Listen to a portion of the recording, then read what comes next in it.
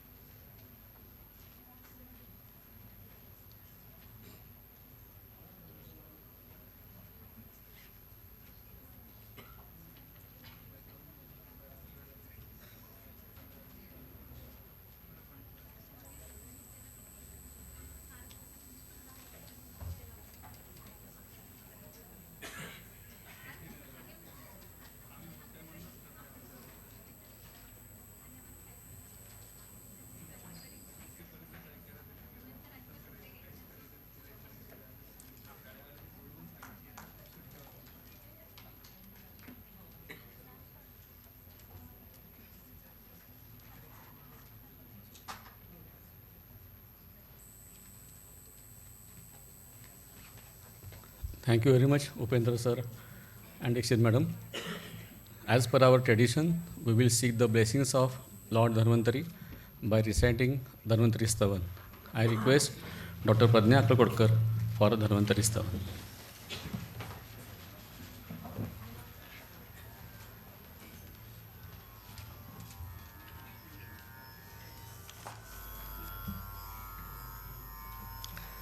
नमामि धन्वन्तरिमादिदेवम् सुरासुरैर्वन्दितपादपद्मम् लोके जरारुग्भयमृत्युनाशनं धातारमीशं विविधौषधीनाम्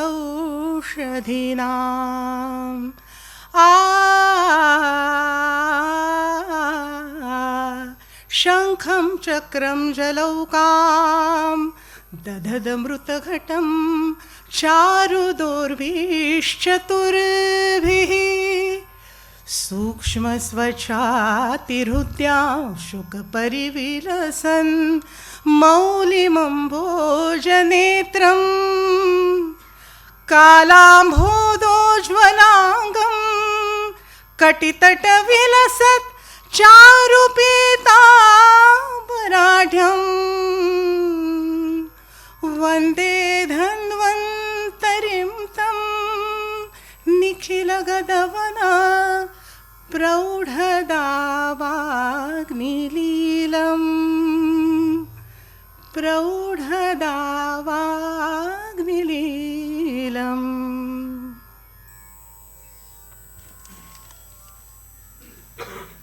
Thank you, Dr. Pradnya.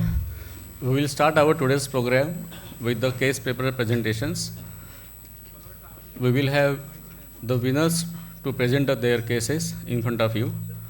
There are three categories. First category is Vidyakarma and Agnikarma category, and the winner is Dr. Krishna Jamdar. I request Dr. Krishna to come on the stage for his presentation.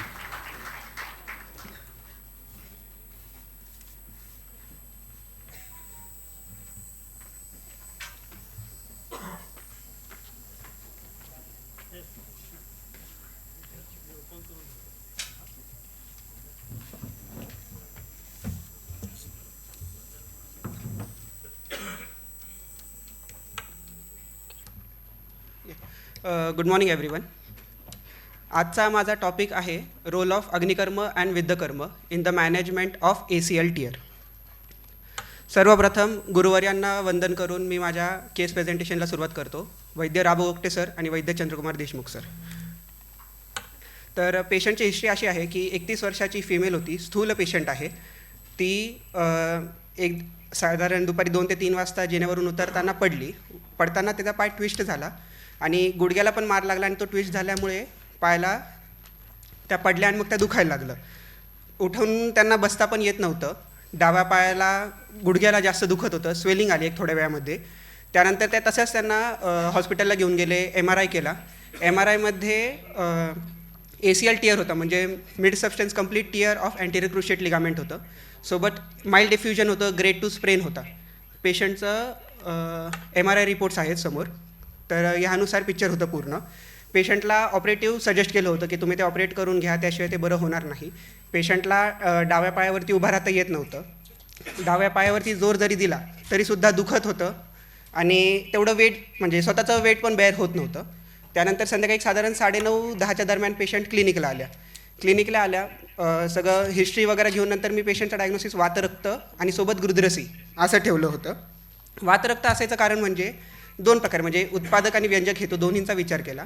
जे उत्पादक हेतू होतं या ठिकाणी अभिघात होता. अभिघातामुळे रक्तदुष्टी झाली, सोबत वातप्रकोप झाला. ही सगळी संप्राप्ती घडून वातरक्त अशी घडली. व्यंजक हेतूंमध्ये अनेक होते, म्हणजे स्थूल पेशंट होता, पेशंट आळशी होता, म्हणजे जास्त फिरणं चालणं नाही, खूपच लिथार्जिक लाईफस्टाईल होती. शिवाय म्हणजे आता मिष्टान्न सेवन, गुरुभोजन हे सगळं सतत चालू राहायचं. ही सगळी लक्षणं पण होती. सुकुमार पेशंट होती. तर व्यंजक हेतू, उत्पादक हेतू अशी दोन्ही त्या ठिकाणी बसत होते. अभिघातामुळे त्या ठिकाणी वातप्रकोप, रक्तदुष्टी झाली आणि वातरक्त असं आपण डायग्नोसिस केलं. संक्रमण कष्टता होती, वामजानु शूल होता, शोथ बऱ्याच प्रमाणात होता, स्पर्शासहत्व होतं.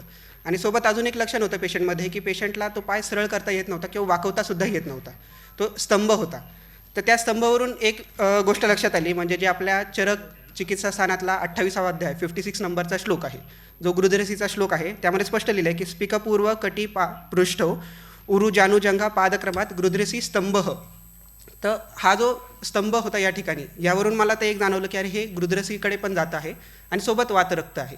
म्हणून मग पेशंटचं पुढील प्रमाणे विद्यकर्म आणि अग्निकर्म या दोन्हीची नियोजन केली. रात्री साधारण 9:30-10 वाजता तेव्हा मी त्यांना बाकी काही ट्रीटमेंट केली नव्हती, फक्त विद्यकर्म अग्निकर्म करून दिलं. तर विद्यचे पॉईंट्स कुठे, कसे आणि का. पहिले तर गृध्रसी आहे म्हणून मग मी आपलं गृध्रसीमध्ये जे विद्य घेतो आपण ते म्हणजे कमरेमध्ये, शिवाय जानू ऊर्ध्वाध चतुरांगुल, सोबत वातरक्त आहे म्हणून शिप्र हे विद्य घेतलं.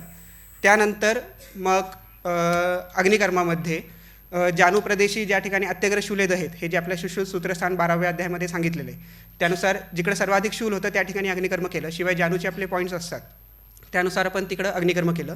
अग्निकर्मासाठी सुवर्णशलाका वापरायचं कारण म्हणजे या ठिकाणी त्यांना जी लिगामेंट टियर झालेली आहे, हा मांस धातूचा निगडीत आहे आणि यासाठी म्हणून मग धातू शलाका वापरली. कारण की आपल्याकडे जे म्हटलं आहे इतरता लोह मांसगतानाम, जे सुश्रुत सूत्रस्थान 12व्या अध्यायात सांगितलं आहे, त्यानुसार त्या ठिकाणी सुवर्णशालाकीने अग्निकर्म केलं. याप्रमाणे फक्त रात्री 9:30-10 वाजता विद्ध अग्नी केलं, औषधं दिली आणि तेवढं पेशंटला पाठवून दिलं होतं. अग्निविद्यानंतर पेशंटला उपशय होता, म्हणजे पेन कमी होत होतं, त्या पायावरती थोडासा वजन घ्यायला शक्य होत होतं. रात्री परत साधारण 3-3:30 वाजता पेशंटला पेन परत सुरू झालं. मग त्यावेळेस त्यांनी जी मेडिसिन दिली होती ती एक रिपीट डोस केला. दुसऱ्या दिवसापासून पेशंटचं मग पूर्ण ट्रीटमेंट प्रोटोकॉल सुरू केला होता पुढील प्रमाणे. अग्निविद्य हे 7 दिवस चालू ठेवलं आणि सोबत जानूबस्ती सुरू केली होती चंदनबाला लाक्षादी तेलाची. आणि शमन चिकित्सा तुम्ही बघताय तर ते सगळी शमन चिकित्सेसाठी दिलं होतं. याप्रमाणे आपण ट्रीटमेंट सुरू केली. डे 0ला जसं मी म्हटलं की पहाटे 3-3:30 वाजता पेशंटला पेन सुरू झालं. त्यानंतर डे 1, डे 2ला जेव्हा आपण जानूबस्ती पण सोबत दिली, त्यानंतर साधारण 7-8 तास पेन होत नव्हतं, पण त्यानंतर परत पेन सुरू होत होतं. डे 3-4 नंतर तो कालावधी थोडा वाढला, म्हणजे 12 तास तरी पेन व्हायचं नाही, त्यानंतर परत सुरू व्हायचं. आणि मग 5व्या दिवसापासून मग त्यांना चांगला उपशय मिळाला, म्हणजे 5व्या दिवसानंतर 24 तास काही दुखलेच नाही आणि त्यानंतर मग पेन बऱ्यापैकी क्लिअर झालं. 7th डेपर्यंत नील होतं, मग त्यानंतर त्यांना दुखलं पण नाही. आणि 7th डेला फक्त एकच कंडिशन अशी होती की पाय पूर्ण स्ट्रेट होत नव्हता, म्हणजे जो आपला 180 डिग्री पाय स्ट्रेट असतो तो साधारण 170पर्यंतच होत होता. थोडंसं ते पाय पूर्ण स्ट्रेट नाही झाला, बट पेन 0 झालं होतं. 7व्या दिवशीचा मी जो व्हिडिओ घेतला आहे तो एकदा दाखवतो. तर या प्रकारे होतं. ACL टीअरची कंडिशनमध्ये जिकडून चालता येत नव्हतं तिकडून मग नंतर 7th डेला त्यांना व्यवस्थित चालता आलं. ऑपरेशन करायची पुढे गरज पडलीच नाही आणि विदिन नेक्स्ट 1 वीक ते पण रिझॉल्व्ह झालं. मग आता ते नॉर्मल रुटीन त्यांचं जे आहे त्यामध्ये आहेत. तर या प्रकारे होतं. आणि याच्यामध्ये आता पुढे आपल्याला फर्दर डिस्कशनसाठी किंवा पुढे आपण काय करू शकतो त्याच्यामध्ये ही जशी एक केस झाली तसे आणखीही काही केसेसमध्ये आपण सेम ट्रीटमेंट प्रोटोकॉल फॉलो करून की केस सिरीज डेव्हलप करता येते का, हा एक प्रयत्न चालू आहे. शिवाय अनेक काही वैद्य ACL टीअरमध्ये नंतर माझं जेव्हा बोलणं झालं तर काही लोक जलोकावचरण करतात, असे इतरही कर्म करतात. तर त्याही गोष्टी आपण याच्यामध्ये इन्क्लूड करून रिझल्ट अजून फास्ट देऊ शकतो का हे आपण बघू शकतो. आणि तिसरी गोष्ट म्हणजे जे आपण अग्निविद्ध मी करायचा प्रयत्न केला त्यामध्ये अजून रिफाईनमेंट आणून आपण ते अजून व्यवस्थित करू शकतो का, हे आपण एक याच्यामध्ये काम करू शकतो आहे. थँक्यू.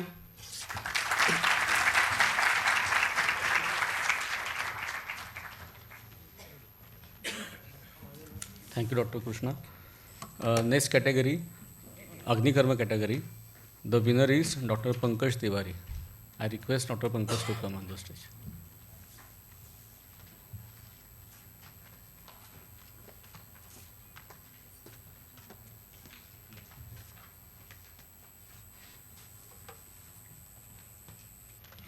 Good morning everyone. सभी गुरुवर्यों को और आप सभी वैद्यगणों को प्रणाम करते हुए मैं आपके सामने मेदोज ग्रंथि की केस प्रेजेंट करने जा रहा हूं जिसमें अग्निकर्मा करके मैंने रिजल्ट लिए हैं.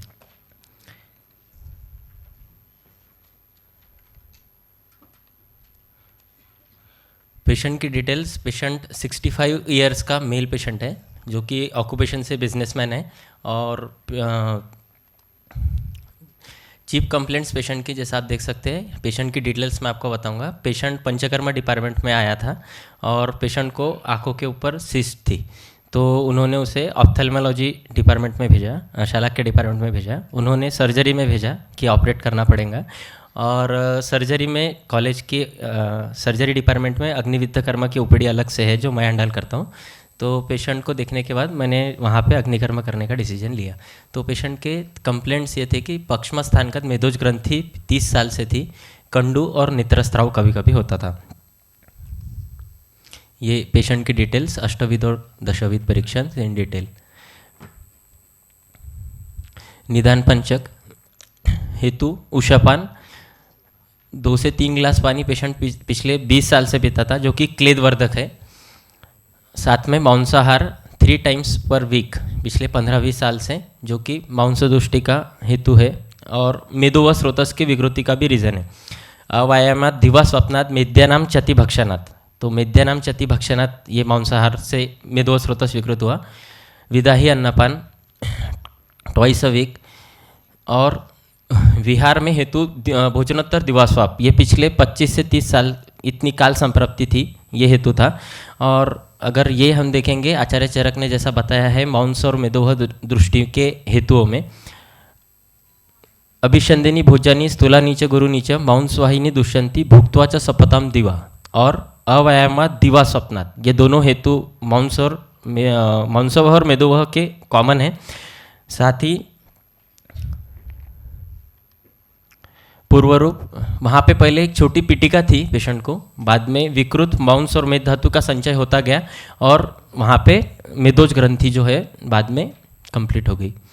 संप्राप्ति हेतु सेवन, उसके बाद में मांस और मेदोह स्रोतस विकृत रहा और पक्षस्थान में जो स्थान संचय हुआ, छोटी पिटिका थी वहाँ पे स्थान संचय होता गया और मेदोज ग्रंथि वहाँ पे उत्पन्न हुई. अब चिकित्सा इसमें अगर देखेंगे तो हमें ऐसा लगता है कि ये केसेस शल्य डिपार्टमेंट के या शाला के डिपार्टमेंट के अंतर्गत आते, पर अग्निकर्मा करके जैसा संहिता में बोला गया है कि त्वक मौन सिरा स्नायु संध्यस्थि गते अत्यग्र रुजे वायु मूर्छित कठिन मौन सुप्त मौन से रने ग्रंथार्षो अर्बुद. इसमें ग्रंथि का उल्लेख है. और अगम भेषज शस्त्र शार अग्नि, ये अगर देखेंगे तो वहाँ पे अगर सिर्फ औषधि अगर चिकित्सा करेंगे तो कितना वक्त लगेगा ये बोल नहीं सकते. शार कर्मा बार बार नहीं कर सकते. अग्निकर्मा अगर लॉजिकली करेंगे तो एक ही बार में वो निकल सकता है और न तो तेषाम पुनरुद्भवा, फिर से होने के चांसेस बहुत कम रहते. अग्निकर्म के पहले रिटर्न कंसेंट पेशेंट की ली, अग्निकर्म क्या होता है कैसे करेंगे वो डिटेल पूरी उनके जानकारी दी। उसके बाद में शतावरी कल्प या पिच्चिलन्ना कुछ भी बल्य जो है वो पेशेंट को दिया। पार्ट प्रिपरेशन, आँखों के ऊपर आईलिड के पास में अगर अग्निकर्म करना है तो पहले कॉटन गॉज को आइस क्यूब के पानी में गीला करके वहाँ पे पहले लगाया और पेशेंट को एनेस्थीसिया देने की ज़रूरत नहीं पड़ती ऐसे केसेस में, क्योंकि मैं उसमें आइस क्यूब यूज़ करता हूँ। आइस क्यूब अगर कंटिन्यू 30 सेकंड या 1 मिनट तक लगा के रखे तो 5-6 सेकंड का टाइम मिल जाता है जिसमें सेंसेशन नहीं रहता, उतना सफिशिएंट है कि हम सम्यक दग्ध कर सके। प्रधान कर्म, ग्रंथि को बेस से कट किया, पहले कलेक्शन जो था विकृत मांस मेदो धातु वो निकाल लिया। उसके बाद में सम्यक मांस दग्ध के लक्षण आते तक अग्निकर्म किया। उसमें कपोतवर्णता, अल्पशौथु, अल्पवेदना, शुष्क संकुचित व्रणता, ये हम देख सकते हैं। कपोतवर्णता आते तक अग्निकर्म किया है। ये बिफोर ट्रीटमेंट ऐसा था, उसका बेस क्लियरली दिख रहा है।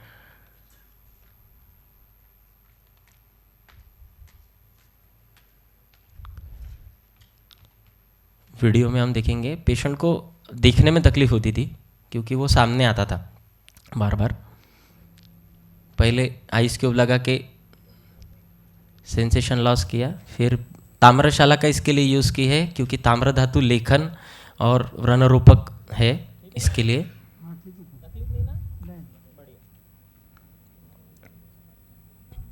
बेस से कट किया, वाटरी डिस्चार्ज था वो निकला और जो बेस था उसको कपोतवर्णता होने तक ताम्र धातु शालाका से अग्निकर्म किया।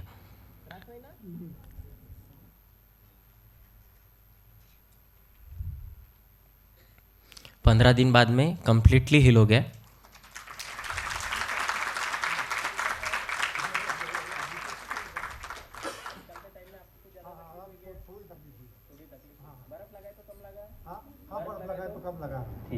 अभी ठीक है? हाँ ठीक है। कोई तकलीफ है आपको ज़्यादा? नहीं। कपोतवर्णता आते तक अग्निकर्म किया। ये 10 दिन बाद का है फोटो और 15 डेज में क्लियरली कंप्लीटली हील हुआ है। तो कंक्लूजन ये निकाल सकते हैं कि ऐसे केसेस में सिर्फ शल्य और शालाक्य नहीं, हम ओपीडी लेवल पे भी ऐसे केसेस इजीली मैनेज कर सकते हैं।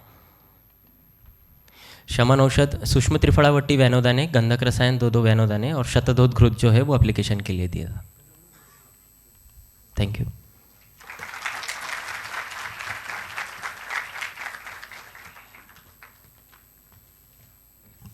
Thank you, Dr. Pankaj. The third category, Vidyakarma category, there are 2 prizes in this category. Second prize, Dr. Likhit Raju. Please come on the stage.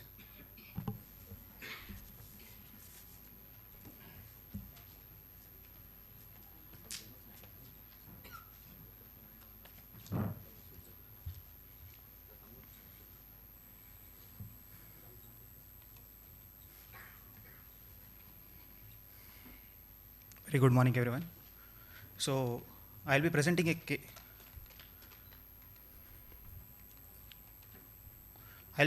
case of attention deficit hyperactivity disorder, which was associated with henox-choline purpura nephritis, which was managed with Vidyakarma and Shamanaushadha.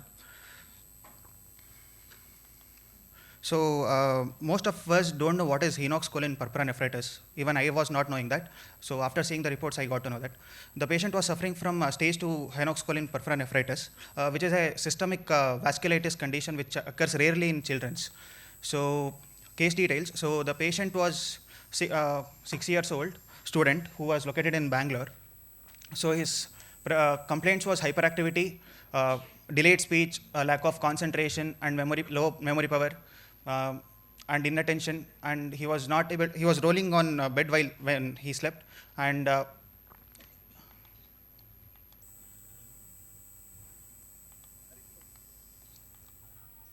he has teeth grinding complaints also, and he was not able to concentrate, and his eye contact was very poor, and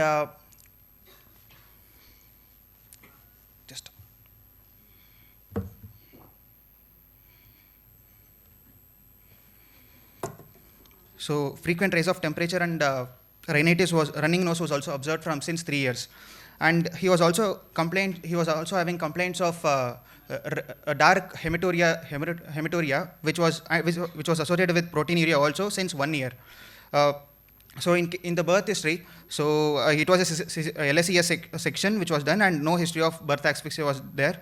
And coming to the family history, he was the father was well oriented to time and place, and there was no history of systemic or psychological elements. So mother was, the unique thing is here, the mother was suffering from hypertension and CKD during her pregnancy also, and recently she underwent renal transplantation. So in coming to the marital history, it is a non-consanguineous marriage, so from past 2 generations. So coming to the developmental history, gross motor and fine motor development milestones were normal as per the chronological age, but there was delayed language and social milestone development. So, and he was vaccinated as per the national immunization schedule. So coming to the Hetu, I identified he was having Viruddha, Dushta and Asuchi Ahara, and he had complaints of Bhaya and Harsha. This was main Hetu during the COVID season and all. So, and one major Hetu which was seen was Bija Dushti. So as mother was suffering from mother was a chronic case of CKD and hypertension, so we could make a rough diagnosis of Udaroga in her, so that which was a Bija Dushti for him. So coming to the general pariksha, Mala was hard, Mutra, Aruna Varna and Safena, Agni was Mandagni, and his sleep was good. So these were his DNA reports, which showed the Bija Dushti, which is a proof for proving the Bija Dushti. So there was genes which passed down from his mother also. And coming to the Samprapti, so dosha which was involved was Vata, Pitta and Manaska, Manasa dosha like Rajas and Tamas. Doshas were Rasa and Manas, and Srotas involved were Rasavaha, Manovaha and Mutravaha Srotas. Jataragni Mandya was seen, and it was Sangha kind of Srota Dushti, and the Madhyama Roga Marga was involved.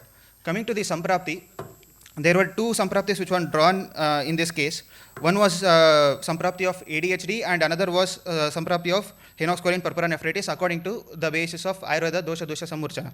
So Nidana Sevana, Vatadi Dosha Prakopa, Manasa Dushti due to Dosha Prakopa, and Mano Vibrama and Pramoha Utpatti was seen, which led to Unmada, Vata Pittaja Unmada, which is roughly correlated to attention deficit hyperactivity disorder.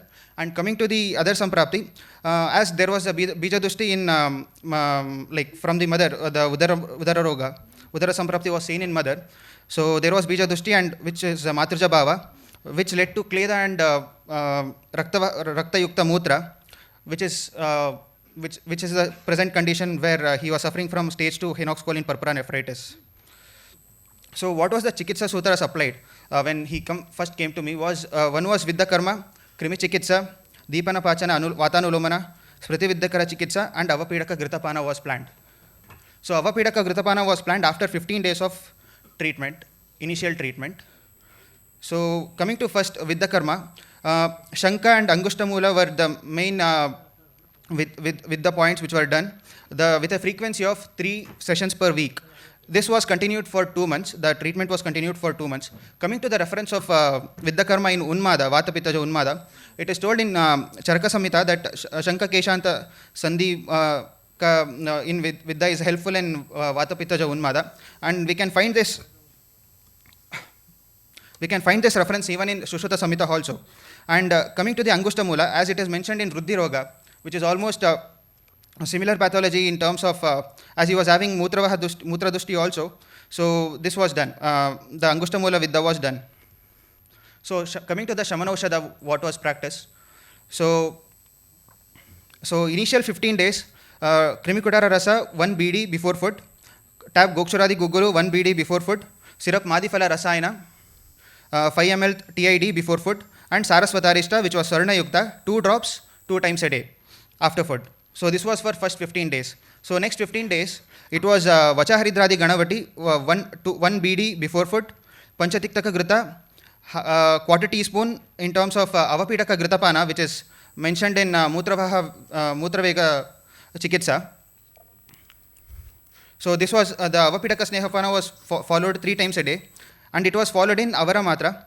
So and Syrup Madhipala Rasayana was continued 5 ml 3 times per day before food.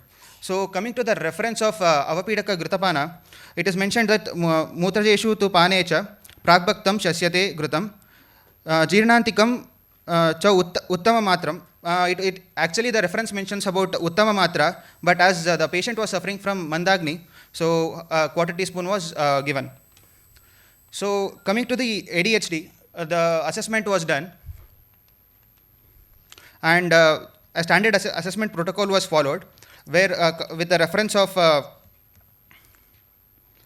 ADHD2 Examiner's Manual by James E. Gilliams. So before starting the Chikitsa, the score was 95, where there are 37 questions in terms of hyperactivity and inattention. So these were assessed, and based on the patient's mother's help, this was concluded. So the score came 95, and after 2 months of treatment, it was assessed, and the score came 68. And you can see the probability of ADHD. If it is above 90, the score is, if it is above 90, it is very likely ADHD. And as after 2 months, it was 68, which comes under unlikely, 55 to 70.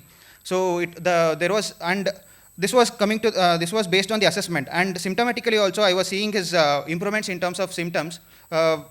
Before when he came to me, he was not able to sit for 30 seconds also, and he was not able to take Vidya Karma. With his help of his father and my holding, Vidya Karma was done. After 2 months, it was seen that he was able to sit for a long time, and he was getting the Vidya Karma done independently. So coming to the henox-choline purpura nephritis which was seen, so this is the Mutra sample which was collected after starting the Ghrutapana, Avapidaka Ghrutapana. So you can see, the sample was corrected 5 days in continuous after immediately starting the Ghrutapana. So on 17th you can see there is a lot of blood cells and cleidata which is not seen, but red color can be seen. So there was the reduction in Rakta and Kleda in Mutra were observed over a period of 2 months after starting the Avapidaka Ghrutapana and Angushta Mula Vidya. And in terms of reports also, there was significant reduction in RBC counts and the excretion of protein in the urine. And it was reduced during and after the treatment in a span of 2 months. So coming to the discussion, so presently the patient is under continued treatment protocol of Vidya Karma and Shamana Aushadha. So observation which was seen was there was considerable amount of reduction in his symptoms of ADHD, and there was reduction in RBC and proteinuria also. So this was the case, and he is now recently I had got his report, histopathology report of his kidney, and it was mentioned as minimal damage to the cells of the kidney. So this is my case. Thank you.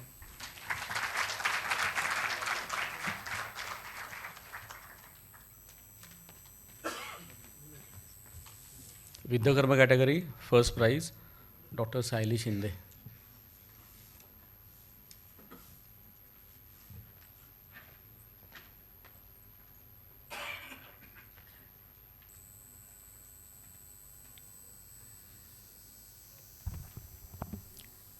Good morning all.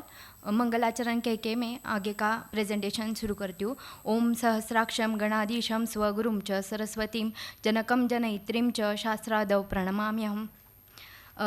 My topic of presentation is role of Vidya Karma in management of Galaganda, a case study. As we know, there is no direct reference of thyroid gland in Ayurvedic classic, but a disease characterized by neck swelling known as Galaganda is well known.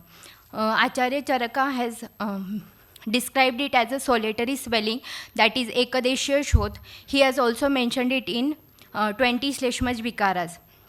Acharya Shushruta has described it as a encapsulated swelling in the anterior angle of neck which hangs like a scrotum. My case study is of 30 years old female having Vedana Vishesh, Nibadda Shwayathu, Urapradeshi Todvat Vedana, Nirgalan Kashtata, Swarabhed, द्रवमल प्रवृत्ति, उदरशूल, दौर्बल्य, Bharakshay, 8 kgs of weight loss in the span of 1 month. Khalitya and tremors. In Vartaman Vyadhivrutta, she came to my clinic in February 2023. Before that, she was referred from Rural Hospital of Ghodegaon for thyroidectomy in January 2023. This is the general examination of patient. In Dashavid Pariksha, there was vitiation in mala, dravamala pravrutti every time after intake of meal or water. Alpamutrata, Jivva was Sam, Akurti Krusha, Agnimandya was noted with Sakashta Shabda Utpatti, and Druk Shvetata was noted. In Hetu, Mishri 7 5 times daily, Atap Anal 7, Ati Katu, Ati Lavan, Ati Amla 7 with suppression of thirst urge, urine urge and hunger urge. In Samprapti,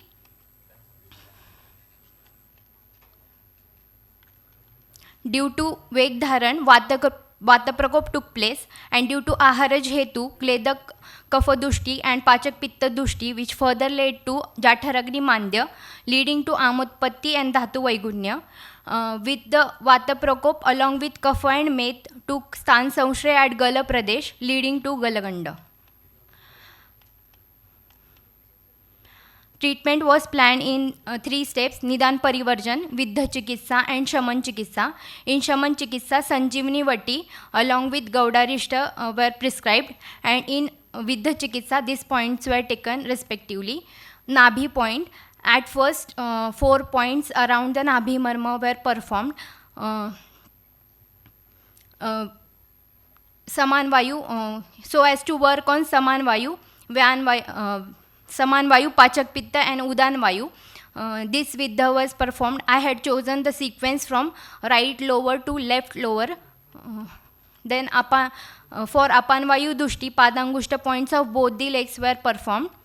After that, Adam's apple point, as it is near to thyroid gland. Manas point, that is Tapani and Shankha were also included as she was in lot of suffering physically and mentally. At last, the Urumul point, which is the Granthokta point of Galaganda, were included after 3 months of previous points.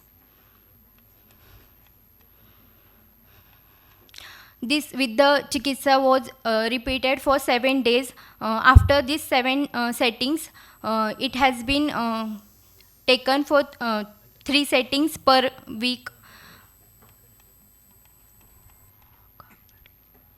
Observation: relief with 7 settings of Viddha, reduction in swelling, reduction in tremors, weakness, hair loss and frequency of loose motion. Pricking pain in chest region also reduced. Able to swallow food and water without difficulty. Voice changed. Proper digestion of food began, and weight was increased by 13 kg after 45 days of treatment. Graphical representation of thyroid profile. T3 has reduced from 651 to 200.2. T4 has reduced from 23.86 to 7.33. TSH had not shown a significant change, but it has increased from 0.005 to 0.08. These are the reports of thyroid profile before, after 3 months, and this is after 6 months.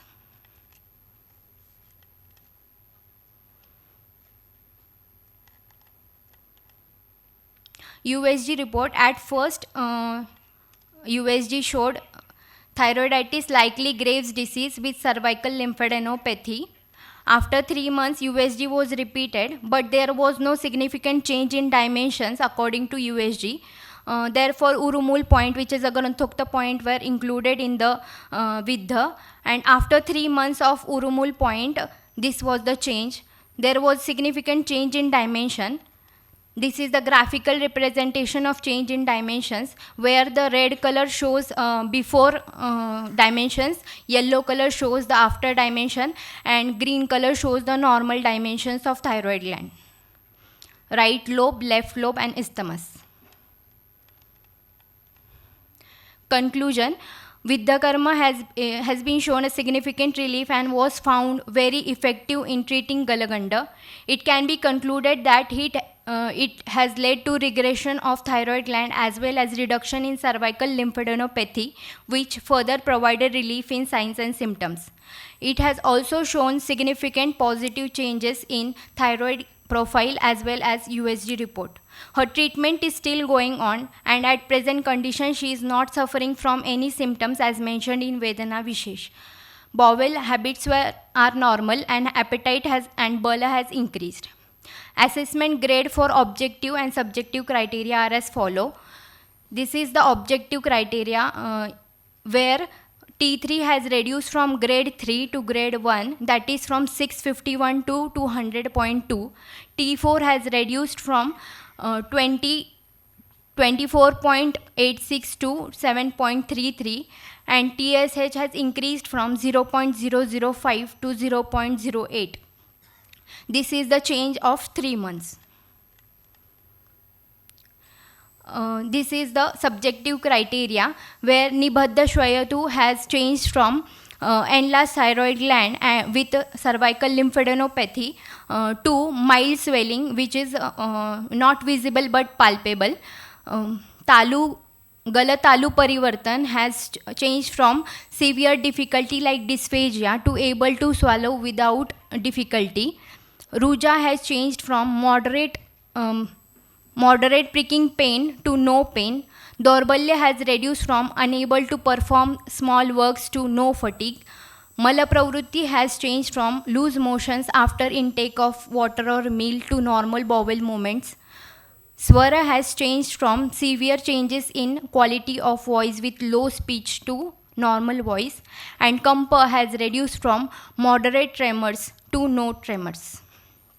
This is the change in the form of grades. This is the feedback of patient. माझं 30 आहे.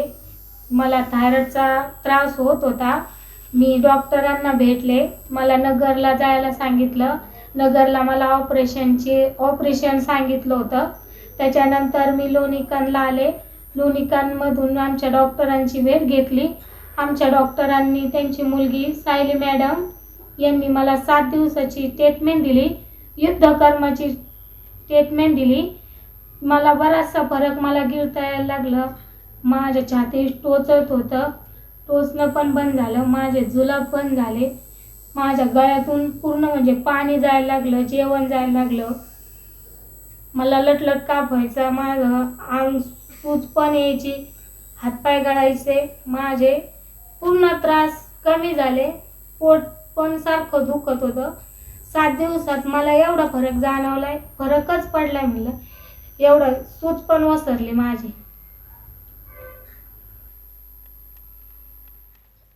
These are the references used. Thank you.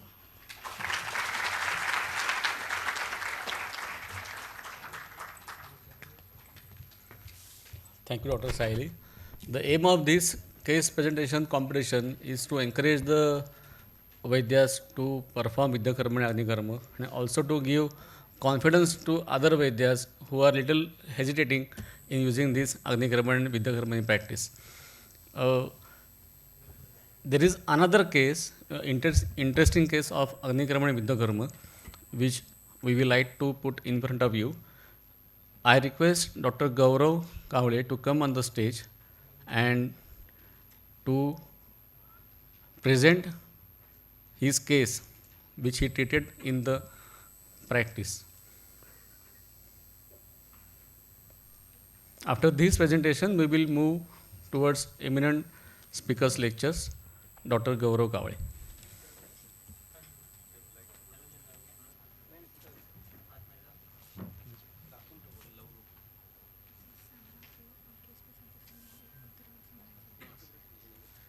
नमस्कार, मी doctor गौरव मुत्याल कावडे, राहणार भंडाऱ्याचा.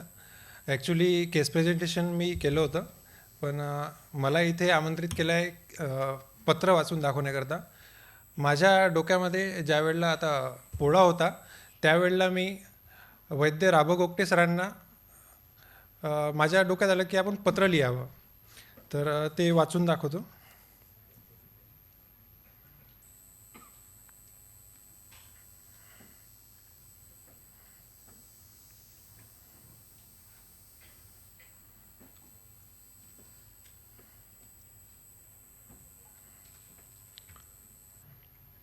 दिनांक 15 August 2013च्या वेळेला मी actually लिहिलं होतं हे.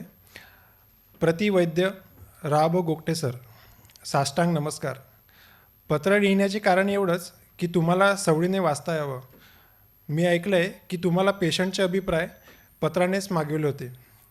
माझं नाव गौरव मोतीलाल कावडे, राहणार मी मूळ लाखांदूर, जिल्हा भंडारा, आपल्या महाराष्ट्रातीलच. सध्या जिल्ह्याच्या ठिकाणी सुरू केले चिकित्सालय 4 महिने झाले. काही दिवसांपूर्वी एक घटना घडली, त्यामुळे शेअर करावीशी वाटली. एक रुग्ण गाडीमध्ये त्याला झोपून आणलं होतं. गेल्या आठवड्याभरापासून तो जागेवरच सर्व नित्यविधी क्रम करीत होता. त्याचे विदर्भातील बरेच नामांकित दवाखाने फिरून झाले होते. त्याला कुणीतरी सांगितलं की एक सुई टोचणारा डॉक्टर आहे आपल्या भंडारातच, त्याला दाखवून बघ म्हणून तो आला. मी नेहमीप्रमाणे आपली छोटी आणि मोठी निडल घेऊन गेलो, टोचलं आणि सोबत घेऊनच त्याला आतमध्ये आणलं, ते पण चालत, विदाऊट सपोर्ट.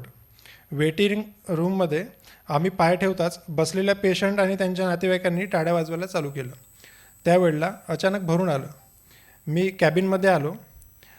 तुमचा आणि चंद्रकुमार सरसोबतचा असलेल्या फोटोला स्वतःहूनच नमस्कार घेतला. सर्वांना अभिमानाने सांगितलं, हे जे काही झालं ते फक्त यांच्या कृपेने, आणि मी पण टाळ्या वाजवल्या. मी लहान असताना आमच्या दवाखान्यात एका मुलाला जखमी अवस्थेत आणलं होतं. माझे बाबासुद्धा डॉक्टर आहेत, आयुर्वेदाचार्य आहेत. तो मल्लखांबावरून 10 फूट खाली कोसळला होता. ना वाकत होता ना चालत होता. माझे बाबा तेव्हा काही दिवसा अगोदरच तुमचा अग्निकर्माचा सेमिनार करून आले होते. त्यांनी 2 मिनिटात त्याला सिधा केला. दुसऱ्या दिवशी त्याच मुलांनी कसरत बघायला आम्ही गेलो. मी तेव्हा माध्यमिक वर्गात असेल. तेव्हापासून खरे मला विद्या आणि अग्निकर्माचा चस्का लागला. ये साला कुछ अलग आहे म्हटलं. बाबांनी तेव्हा मला तुमच्याबद्दल पहिल्यांदा सांगितलं होतं. कालांतराने मी सुद्धा BMSला ॲडमिशन घेतली. तुमच्याबद्दल माहिती घेतली तर दुःखद माहिती मिळाली. अंतिम वर्षाला असताना नागपूर येथे श्री आयुर्वेद महाविद्यालय येथे डॉक्टर चंद्रकुमार देशमुख सर यांच्या जादूच्या प्रयोगाचा कार्यक्रम बघण्याचे सौभाग्य मला भेटले. तारीख आतासुद्धा आठवते, 8 जुलै. कार्यक्रमाच्या सुरुवातीलाच चंद्रकुमार सरांनी सांगितलं की जे काही सांगणार आहे ते गोगटे सरांनी जसं शिकवले तसेच सांगणार आहे. मला माझ्यासमोरचा मार्ग दाखवणारा फलक दिसला. इंटर्नशिप पूर्ण झाली. स्वाभिमानी मुलाने ताडोबाच्या जंगलात मेडिकल ऑफिसरची नोकरी करण्याचे ठरवले. या दरम्यान कोरोना आला. लॉकडाऊन असल्यामुळे देशमुख सरकडे शिकायला गेलेले माझे सिनियर घरी वापस आले होते. देशमुख सर तेव्हा ऑनलाईन लेक्चर घेत होते आणि सर्व शिष्यांचे ज्ञानवर्धक स्वर्णप्राशन करत होते. काही थेंब मलासुद्धा अनुप सर आणि नचिकेत सर यांच्यामुळे चाखायला भेटले. नोकरीवर तर होतो पण राहून नव्हतं होत. तिथंच मग टोचायला सुरुवात केली. मग समजलं तसं थोडा थोडा उपशय भेटतसुद्धा होता. काही महिन्यांनी MDचे वारे कानात गेले. अनुप सरच्या मार्गदर्शनाने देशमुख सरकडे शिकायला जाण्याचा शुभमुहूर्त निघाला. नियमितपणे चिंचवडला जाता जाता काही वेळेस नानापेठलासुद्धा जाण्याचे भाग्य लाभले. एकदम जशी राजगडावर वगैरे फिलिंग येते ना तशी आली. तुम्ही येथे कसे बसून रुग्ण तपासणी करायचे, सर्वांना शिकवायचे ते एकदम डोळ्यासमोर आलं. देशमुख सरांकडे जवळपास 10-11 महिने होतो. रोज सर एकदा तरी तुमच्यासोबतचा क्षण सांगत असत. एकदम प्रसंग जिवंत करून सांगतात सर. आम्हाला सर प्रॅक्टिसबद्दल सांगतात. शिस्त, सिद्धांत, शास्त्र प्रॅक्टिकली कशी यूज करायचे ते समजवतात. बऱ्याचदा रिसर्च पेपरबद्दलसुद्धा नवीन प्रोजेक्ट हाती घेण्याबद्दल टोचनसुद्धा देत असतात. गेल्या वर्षी नागपूरला इंटरनॅशनल सेमिनार होता, स्पोर्ट्स मेडिसिन इन आयुर्वेदा. मी अग्नी आणि विद्य इन स्पोर्ट्स मेडिसिन असा विषय सादर केला आणि त्यासाठी केंद्रीय मंत्री श्री नितीनजी गडकरी यांच्या हस्ते माझा सत्कारसुद्धा झाला. त्यातल्या त्यात तिथे देशमुख सरसुद्धा होते. OPD काढत होते. तिथेसुद्धा खूप गर्दी पेशंटची. धावत जाऊन सांगितले. सरच्या चेहऱ्यावरील स्माईलमुळे एकदम जीव सुखावला. विद्या आणि अग्निकर्माच्या भरोशावर मी आतापर्यंत 7 ते 8 टुर्नामेंटमध्ये क्विक मूव्ह पार्टनर म्हणून मदत केली आहे. युवा वर्गाला आपल्याकडे म्हणजेच आयुर्वेदाकडे आकर्षित करण्यासाठी सुद्धा विद्या आणि अग्निकर्म फार छान काम करतं. गोरगरिबांनासुद्धा अग्निकर्मामुळे बरेच फायदे होतात.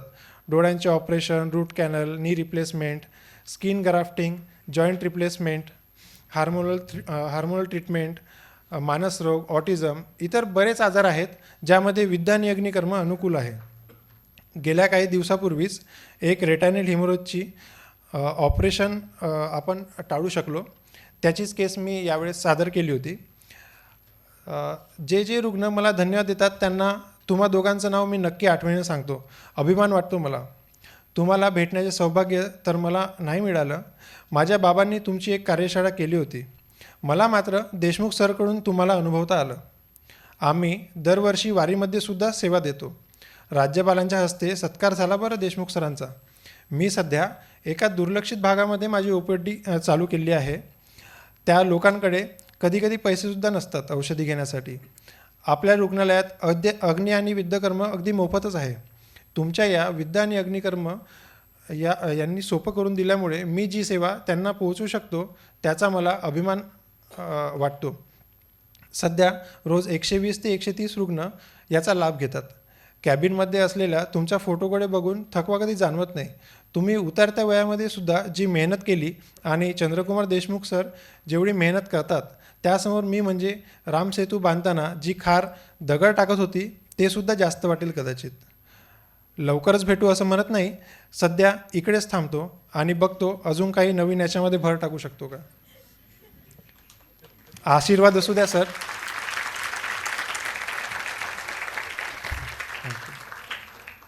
तुमच्या नावाने स्मृती प्रतिष्ठान चालवून फार अद्भुत काम पद्मनाभ सर करीत आहेत. आम्हा सर्वांना परिवार असल्याचा भास होतो. आता तर आम्ही सर्वांनी ठरवलं आहे वर्षातून सर्वांना एकदा तरी परिवार भेट करायची. 1 किंवा 2 ऑक्टोबरला इकडे भेटायला यायचं. मी येणार आहे 1 ऑक्टोबरला. तुम्हीसुद्धा नक्की या. चंद्रकुमार सर इन्फर्टिलिटीवर बोलणार आहेत. आपला doctor Gaurav Kawade.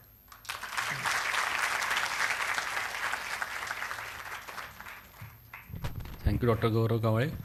We will move to our next session of lectures by eminent speakers. Our first eminent speaker, Dr. Akash Thobe sir. I will introduce him first and then I will invite him on the stage. Dr. Akash Thobe sir is MBBS and MS in obstetrics and gynecology from BJ Medical College. He is a dedicated physician providing optimal health care in a relaxed environment and is known to treat patients as family. He has helped numerous patients in his 17 years of experience as gynecologist. He is available for consultation at Shivashakti Hospital in Pimpri Chinchwad, Pune. I invite Dr. Akash Thobe sir on the stage, and I also invite Dr. Chandrakumar Deshmukh sir to felicitate Thobe sir.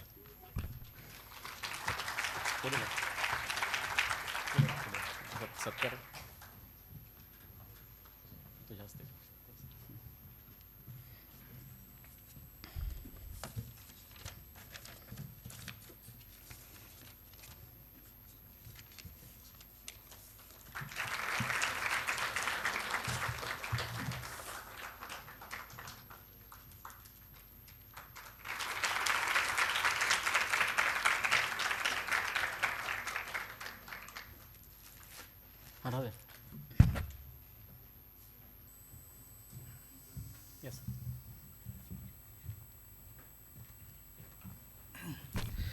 नमस्कार. Infertility म्हणजे 1 वर्षभर कुठलं couple try करते आणि त्याच्यानंतर पण त्यांना दिवस राहत नाही, त्यांना आपण इन्फर्टाईल म्हणतो. आता ज्या लोकांना दिवस राहत नसतात त्याच्यातलं सगळ्यात मेजर कारण सध्या असतं की अनएक्सप्लेन्ड इन्फर्टिलिटी म्हणजे स्ट्रेस, टेन्शन. आता आपण 20-25 वर्षापूर्वी विचार केला तर 20-25 वर्षापूर्वी लोकांना माहीतच नव्हतं की ओव्ह्युलेशन कधी होतं, त्याच्यानंतर कुठल्या पिरियडमध्ये संबंध ठेवायचे असतात, बाकी अजून काही वेगळे प्रिकॉशन्स घ्यायचे असतात, काहीच माहीत नव्हतं. त्यांचे लग्न व्हायचे, लग्न झाले का त्यांना ते संबंध ठेवायला सुरुवात करायचे. कुठलं फॅमिली प्लॅनिंग वगैरे असे काही गोष्टींची त्यांना काही कल्पना नव्हती. त्याच्यामुळे प्रत्येक वेळेस संबंध ठेवताना प्रेग्नन्सी पाहिजे असं त्यांच्या डोक्यात नसायचं. प्री कन्सेप्शन काही चेकअप बिकअप काही नसायचे. त्याच्यामुळं आणि मेन म्हणजे त्यांना ना एकच हॉल बिल असायचा आणि सगळे लोक हॉलमध्ये झोपायचे वगैरे सगळे, प्रायव्हसी वगैरे काही नव्हती. पण दिवस राहायला कोणाला अडचणीच यायच्या नाही. त्यावेळेस सगळ्यात मेजर प्रॉब्लेम असायचा की त्याला पटपट दिवस राहायचे सगळ्यांना. त्याच्यामुळे MTP जास्त करावं लागायचं त्यावेळेस 20-25 वर्षापूर्वी. आणि आपण त्यांना बऱ्याच वेळेस म्हणायचो की समजा कंडोम वापरा, पण ते वापरत असताना पण फेल व्हायचे, प्रेग्नन्सी राहायचे. कॉपर्टी बसवायचो, कॉपर्टी थोडीशी खाली सरकली का प्रेग्नन्सी राहायची. मूलबंदीचं ऑपरेशन करायचो, त्याच्यात 1 सेंटीमीटर ट्यूब आपण कट करून टाकतो, पण तरी जुळून यायची आणि प्रेग्नन्सी राहायची. आत्ता सध्या लोकांना सगळं माहीत झालं आहे की ओव्ह्युलेशन होतं आहे 14व्या दिवशी 15व्या दिवशी, अशाचे पिरियडमध्ये संबंध ठेवायचे असतात व्यवस्थित प्रॉपर. आणि तरीसुद्धा प्रेग्नन्सी राहायला खूप अडचण येतं. कारण सध्या मेजर प्रॉब्लेम प्रेग्नन्सी राहायचा असतो की स्ट्रेस, टेन्शन. त्याच्यामुळे समजा पूर्वी जसं लोक करायचे तसं आपण परत सुरू केलं तर प्रेग्नन्सी राहायची जी ट्रीटमेंट आहे, आता प्रत्येक गल्ली गल्लीत जे IVF सेंटर सुरू झालेत त्यांची एवढी गरज पडणार नाही. पूर्वी लोक कसं करायचे की त्यांना फक्त एवढं माहीत होतं की पाळीचे ते 4-5 दिवस सोडले की संबंध ठेवायला पाहिजे. बाकी काही त्यांना काही माहीत नव्हतं, ओव्ह्युलेशन कधी होतं याचं काही घेणदेण नसायचं. त्याच्यामुळे तसंच जर परत संबंध ठेवायला सुरुवात केले तर आपोआप प्रेग्नन्सी रेट आपोआप वाढतो. जेव्हापासून लोकांना हे सगळं माहीत झालं, ओव्ह्युलेशन वगैरे, ओव्ह्युलेशन मॉनिटरिंग. आता कसं असं ओव्ह्युलेशन मॉनिटरिंग करताना बऱ्याच वेळेस काय करतो आपण की ट्रान्सव्हॅजनल सोनोग्राफी सुरू झाली. ट्रान्सव्हॅजनल सोनोग्राफी सुरू झाली की अननेसरी इन्फेक्शन्स होतात. प्रत्येक वेळेस सोनोग्राफी करताना आपण तेवढे प्रिकॉशन्स घेऊ शकत नाही, स्टराईल. मग अननेसरी इन्फेक्शन जातात. इन्फेक्शन गेल्यामुळं बाकीचे पुढचे कॉम्प्लिकेशन सुरू होतात. त्याच्यामुळे सगळ्यात पहिलं म्हणजे जर कुठलंही कपल आपल्याकडे ट्रीटमेंटसाठी आलं की आपण त्यांना सांगायला पाहिजे की हे ओव्ह्युलेशन वगैरे सध्या सोडून दे, सगळं डोक्यातून काढ आणि फक्त संबंध ठेव व्यवस्थित प्रॉपर. आणि एक 4-5 महिने तसं ट्राय करायला पाहिजे प्रॉपर संबंध ठेवून. आणि समजा 4-5 महिने ट्राय करून पण दिवस राहत नसेल मग पुढची थोडी थोडी ट्रीटमेंट सुरू करू शकतो आपण. त्यांनी 1 वर्ष नॅचरल ट्राय केलेच असं समजून आपण पुढचे 4-5 महिने असे त्यांना ट्राय करायला सांगायला पाहिजे. अननेसरी खूप लवकर ट्रीटमेंट सुरू केली की त्याचे कॉम्प्लिकेशन सुरू होतात. आणि प्रत्येक 2-2 दिवसांनी ओव्ह्युलेशन स्टडीला बोलवायचं, त्यांनी अननेसरी स्ट्रेस परत वाढत जातो. त्याच्या डोक्यात दिवसभर तेच विचार चालू असतात की आता ओव्ह्युलेशन झालं आहे, मग आता संबंध ठेवायला पाहिजे, मग आता इम्प्लांटेशन होईल, मग आता वजन उचलू का, हे करू का, ते करू का, असं डोक्यात चालू असतं सारखं.